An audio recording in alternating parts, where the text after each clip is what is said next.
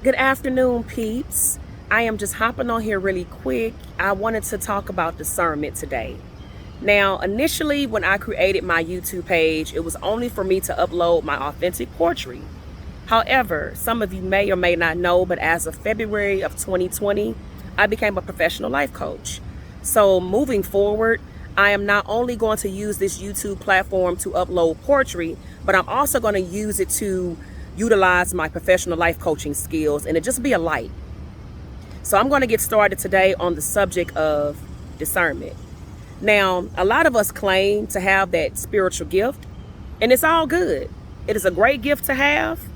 However, it is not a gift to be tampered with. It's not a gift to be played with.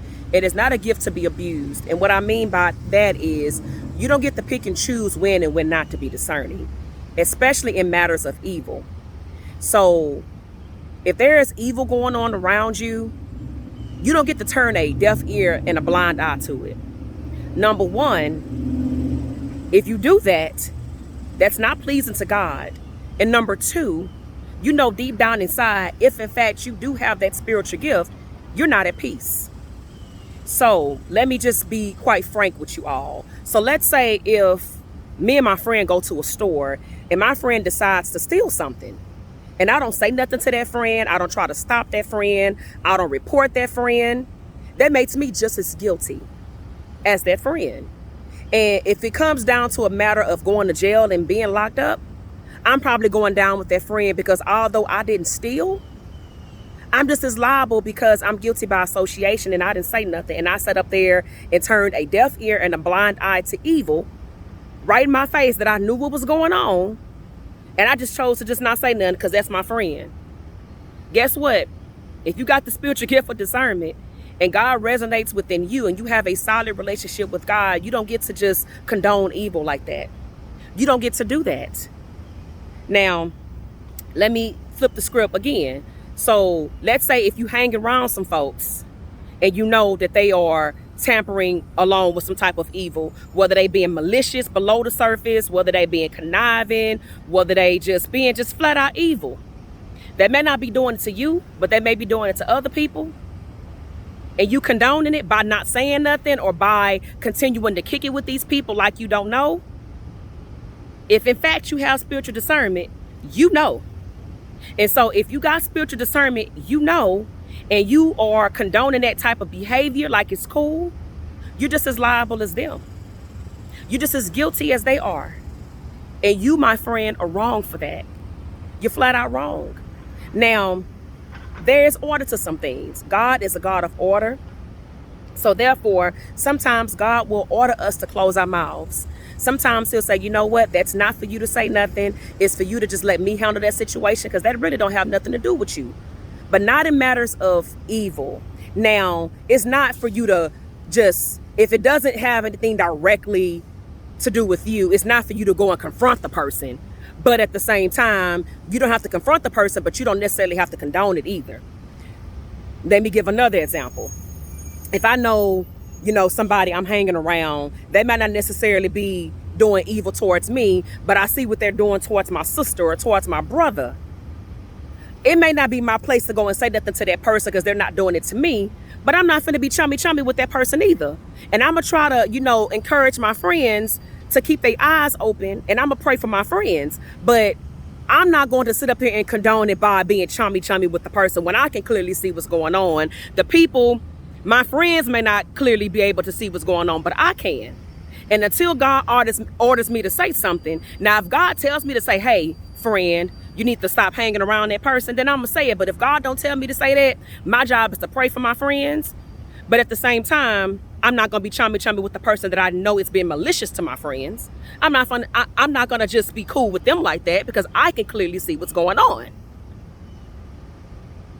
And for me to just act cool like I don't, I'm wrong for that, because I'm the one with the gift. I'm the one with the gift. And I'm doing my friends a disservice. I'm doing myself a disservice. I'm doing the kingdom a disservice. So again, those of us with that spiritual gift, we don't get to just, pick and choose. No, there's order to things. You don't get to be cool with evil people. You don't get to be cool with people that that are knowingly just out here being malicious. And again, they may be beneficial to you some type of way, but if they are doing your fellow sister, your fellow brother, your people wrong, and you know it, because again, if you claim to have that gift, there's no way you don't know. You're wrong for that. And deep down in your spirit, you know you're not at peace. And deep down in your spirit, not only are you not at peace, but you know God is not okay with that. So I'm going to need us with that gift, and I'm going to need us Christians to just start really standing up and be who we say we are. Are we perfect? No. But there's just some things that are just so painfully obvious to where you can't really turn a blind eye to it. So if you're choosing to do that, then that is merely a choice, and you are choosing to condone evil. And again, you're wrong. You are absolutely wrong if that's what you're doing. So let's start praying. Let's start really getting in tune with God. And when we see stuff going on, let's listen for God's voice to see if it's our place to say something. And if it is, if God tell you to do something, you better do what he say do. And if not, I hope you somewhere praying over the situation. And even if you're praying, that don't mean be cool with that evil person. You need to pray for that evil person too. You need to pray for that evil person to be delivered from their evil ways. And again, and let me be clear, I'm not trying to act like, again, Christians are perfect or anybody's perfect. No, we all were born sinners. But to be blatantly evil, that's a choice. You're to die to yourself daily. You are to die to sin daily. But if you are out here just being chummy with these people that are out here causing all kind of hell for other people, and you know it, because again, that spiritual gift called discernment, if you got it, you know what's going on. And you're choosing to be okay with it, or you're choosing to be silent, or you're choosing to just turn a deaf ear and a blind eye to it. You, my friend, my fellow sister, my fellow Christian brother, are wrong for that. You're just wrong. We cannot condone evil. We cannot turn a blind eye to it. We need to pray about it, and we need to turn our back against evil. Plain and simple. Have a good day.